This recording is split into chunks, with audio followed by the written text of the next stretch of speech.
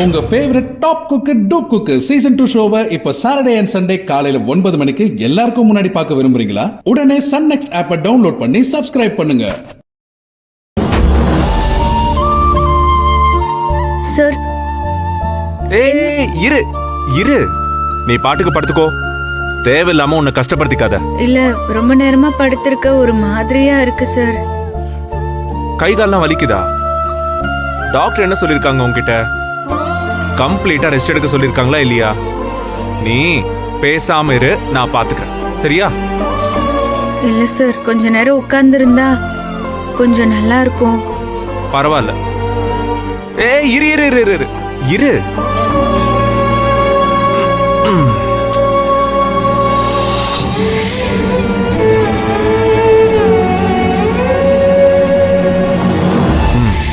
ஓகேவா? சார், உங்க எல்லாரையும் நான் கஷ்டப்படுத்துறேன்ல. ஐயோ பயங்கர கஷ்டம். நீ ஏன் நந்தினி இப்படி நினைச்சிட்டு இருக்க? எனக்கு எத்தனையோ வாட்டி உடம்பு சரியில்லாம போச்சு, அதனால நானும் படுத்து கிடந்தேன். அப்பெல்லாம் நீ கவனிச்சுக்கலையா?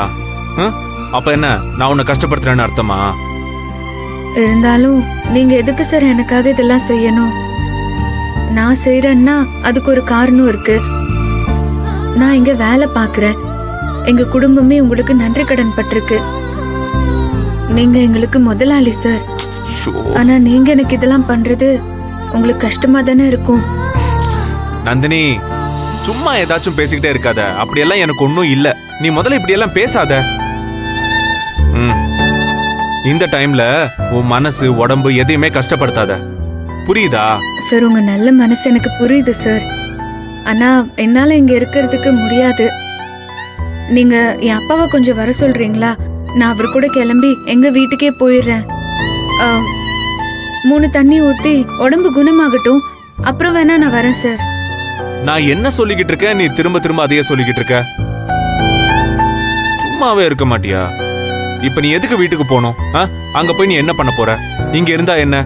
உனக்கு தேவையானதெல்லாம் செஞ்சு கொடுக்க இங்க ஆளுங்க இருக்காங்க, எல்லா வசதியும் இருக்கு. என்ன வேணாலும் வாங்கி கொடுக்கறதுக்கு நான் இருக்கேன்.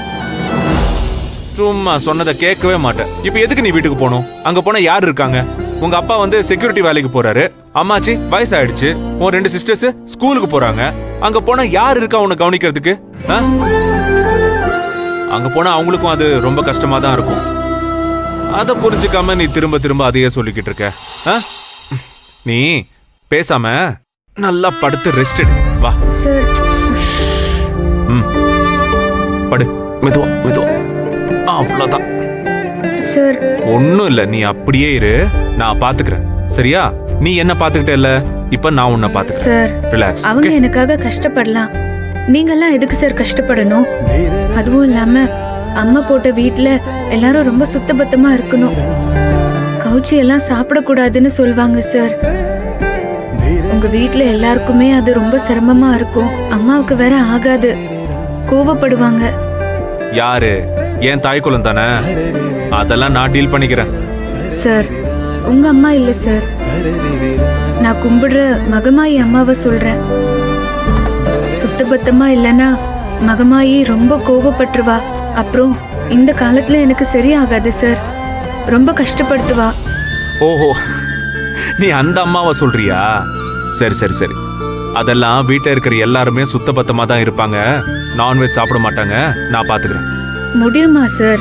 எல்லாரையும் பார்த்துட்டே இருக்க முடியுமா? நந்தினி, அதெல்லாம் எப்படி சொல்லணும்னு எனக்கு தெரியும். நீ எதுக்கு இப்ப இதெல்லாம் யோசிச்சு கஷ்டப்படுத்திக்கிற? நீ பாட்டுக்கு கண்ணை மூடிக்கிட்டு நல்லா தூங்கு. இப்போ உனக்கு போர் அடிக்குதுன்னா பாட்டு கேளு, உன் மனசை ரிலாக்ஸ்டா வச்சுக்கோ, ரெஸ்ட் எடுத்துக்கோ. உடனே டக்குன்னு பகல்ல எப்படி தூங்குறதுன்னு இந்த மாதிரி எல்லாம் கேள்வி எல்லாம் கேட்காத, புரியுதா? நீ கண்ண மூடு. இல்ல இல்ல, நீ சரி வர மாட்ட, நீ கண்ண மூடு. கண்ண மூடு மூடு மூடு மூடு. ரிலாக்ஸ்டா தூங்கு. என்ன வேர்க்குதா? ஓ, உன்னை தொடக்கூடாதுல்ல? இரு, இந்த வேப்பிலை வச்சு நான் இரு ஒரு நிமிஷம்.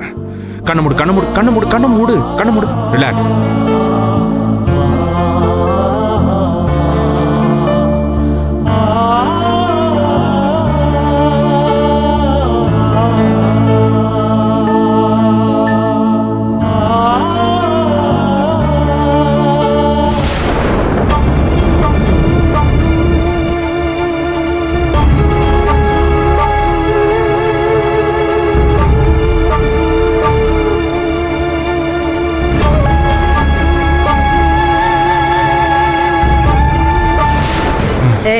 நெல்லு.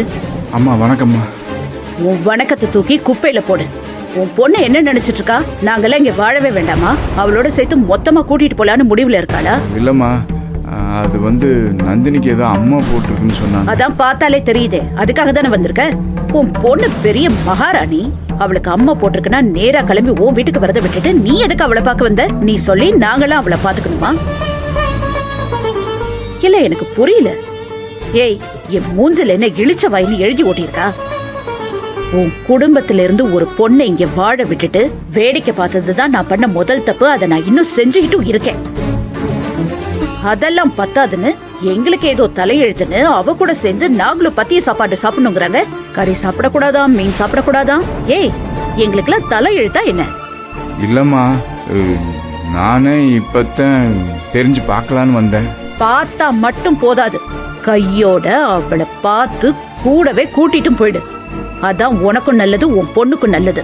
கண்டவங்களையும் இங்க உட்கார வச்சு வைத்தியம் பாக்குறதுக்கு நான் இங்க சத்திரம் சாவடி நடத்தல, புரிஞ்சுதா? சுந்தரவள்ளி, என்ன பேசிட்டு இருக்க நீ? பெத்த பிள்ளைக்கு அம்மா போட்டிருக்கன்னு ஒரு தகப்பன் பதறி அடிச்சு பாக்கணும்னு வந்திருக்காரு.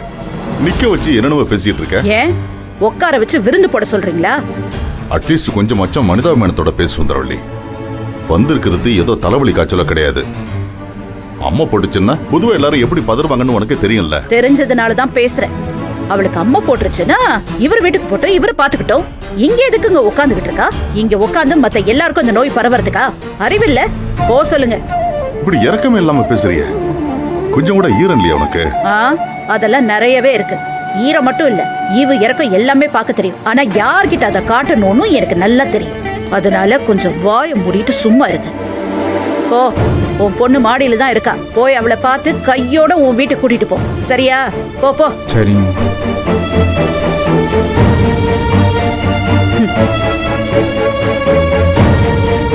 இங்க பாருங்க, இப்ப நான் சொல்லி இருக்கிற விஷயம் தான் முடிவானது. நடுவுல ஏதாவது பேசி தடுக்கலாம்னு நினைச்சீங்க, அப்புறம் நல்லாவே இருக்காது.